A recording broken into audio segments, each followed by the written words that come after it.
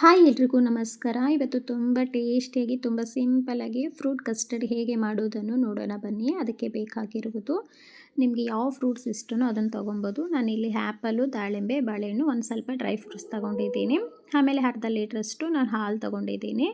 ಒಂದು 2 ಸ್ಪೂನಷ್ಟು custard powder ಹಾಕ್ಕೊತಾ ಇದ್ದೀನಿ. ಇದು ಎಲ್ಲ ಶಾಪಲ್ಲೂ ಸಿಗುತ್ತೆ. ನಮ್ಮ ಮಾಮವ್ರದ್ದೇ ಇದು ಶಾಪ್ ಇದೆ ಹೈದ್ರಾಬಾದಲ್ಲಿ. ಅವರೇ ನಮಗೆ ಕೊಟ್ಟು ಕಳಿಸ್ತಾ ಇರ್ತಾರೆ. ಇದು ಹೈದ್ರಾಬಾದ್ ಇದು ಕಸ್ಟರ್ಡ್ ಪೌಡ್ರು ತುಂಬ ಚೆನ್ನಾಗಿರುತ್ತೆ. ನಾನು ಒಂದು 2 ಸ್ಪೂನಷ್ಟು ಕಸ್ಟರ್ಡ್ ಪೌಡ್ರ್ ಹಾಕ್ಕೊಂಡು ಒಂದು ಸ್ವಲ್ಪ ಉಗುರು ಬೆಚ್ಚಗೆ ಹಾಲನ್ನು ಹಾಕಿಬಿಟ್ಟು ಚೆನ್ನಾಗಿ ಮಿಕ್ಸ್ ಮಾಡ್ಕೊತಾ ಇದ್ದೀನಿ. ಒಂದು ಸ್ವಲ್ಪ ಗಂಟಿಲ್ಲದೆ ಚೆನ್ನಾಗಿ ಮಿಕ್ಸ್ ಮಾಡ್ಕೊಬೇಕು. ಒಂದು ಸ್ವಲ್ಪ ಉಗುರು ಬೆಚ್ಚಗೆ ಇರಬೇಕು ಹಾಲು. ಅದನ್ನು ಹಾಕ್ಕೊಂಡು ಕಲಿಸ್ಕೊಂಡು ಇನ್ನು ಮಿಕ್ಕಿರುವ ಹಾಲಲ್ಲಿ ಒಂದು ಸ್ವಲ್ಪ ನಮಗೆ ನೋಡಿಕೊಂಡು ಸಕ್ಕರೆ ಹಾಕ್ಕೊಳ್ಳೋಣ. ಸಕ್ಕರೆ ಏನಾದರೂ ಬೇಡ ಅಂದರೆ ಮಿಲ್ಕ್ ಮೇಡು ಸೇರಿಸ್ಕೊಬೋದು. ನಾನು ಸಕ್ಕರೆ ಹಾಕ್ಕೊತಾ ಇದ್ದೀನಿ. ಸಕ್ಕರೆ ಹಾಕಿಬಿಟ್ಟು ಅದನ್ನು ಒಂದು ಸ್ವಲ್ಪ ಚೆನ್ನಾಗಿ ಮಿಕ್ಸ್ ಮಾಡಿ, ಇದು ಮಿಕ್ಸ್ ಮಾಡ್ಕೊಂಡಿದ್ವಲ್ವ ಕಸ್ಟರ್ಡ್ ಪೌಡ್ರು, ಅದನ್ನು ಸ್ವಲ್ಪನೇ ಹಾಕ್ತಾ ಚೆನ್ನಾಗಿ ಮಿಕ್ಸ್ ಮಾಡ್ಕೊಬೇಕು. ಒಂದು 2-3 ನಿಮಿಷವರೆಗೂ ಚೆನ್ನಾಗಿ ಮಿಕ್ಸ್ ಮಾಡಿಕೊಂಡ್ರೆ ಸಾಕು. ತುಂಬ ಹೊತ್ತೇನು ಬೇಡ, ಅಷ್ಟರೊಳಗೆ ಚೆನ್ನಾಗಿ ಗಟ್ಟಿಯಾಗಿಬಿಡುತ್ತೆ.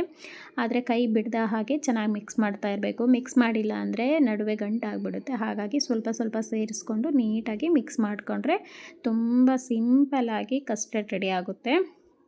ನೋಡಿ ಈ ಥರ ರೆಡಿ ಆಗಿದ್ಮೇಲೆ ಇದನ್ನು ಸ್ವಲ್ಪ ಒಂದು ಬೌಲಿಗೆ ನಾನು ಹಾಕ್ಕೊತಾ ಇದ್ದೀನಿ.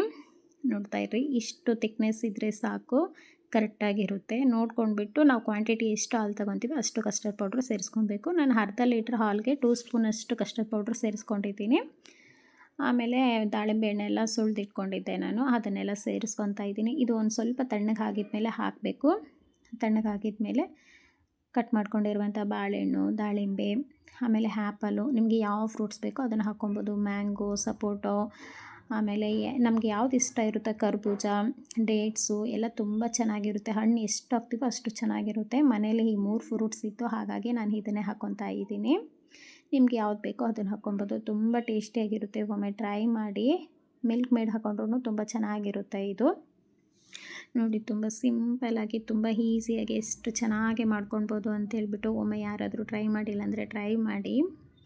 ಇದ್ರ ಮೇಲೆ ನಾನು ಒಂದು ಸ್ವಲ್ಪ ದಾಳಿಂಬೆ ಹಣ್ಣು ಹಾಕ್ಕೊತಾ ಇದ್ದೀನಿ. ನೋಡೋದಕ್ಕೆ ತುಂಬ ಚೆನ್ನಾಗಿ ಕಾಣಿಸ್ತಿದೆ, ಹಾಗಾಗ್ಬಿಟ್ಟು ಒಂದು ಸ್ವಲ್ಪ ಹಾಕ್ಕೊತಾ ಇದ್ದೀನಿ. ಆಮೇಲೆ ನಾನು ಒಂದು ಸ್ವಲ್ಪ ಡ್ರೈ ಫ್ರೂಟ್ಸ್ ಹಾಕ್ಕೊತಾ ಇದ್ದೀನಿ.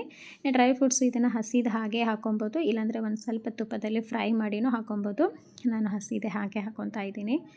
ತುಂಬ ಚೆನ್ನಾಗಿರುತ್ತೆ. ಇದು ಹಾಗೆ ತಿಂದರೆ ಅಷ್ಟೊಂದು ಚೆನ್ನಾಗಿರಲ್ಲ. ಒಂದು ಸ್ವಲ್ಪ ಫ್ರಿಜ್ಜಲ್ಲಿ ಇಟ್ಬಿಟ್ಟು ತಣ್ಣಗೆ ಮಾಡ್ಕೊಂಡು ತಿಂದರೆ ತುಂಬ ಚೆನ್ನಾಗಿರುತ್ತೆ. ಹಾಗಾಗಿ ನಾನು ಒಂದು 2 ಅವರ್ಸು ಡೀಪ್ ಫ್ರಿಜ್ಜಲ್ಲಿ ಇಟ್ಟೆ.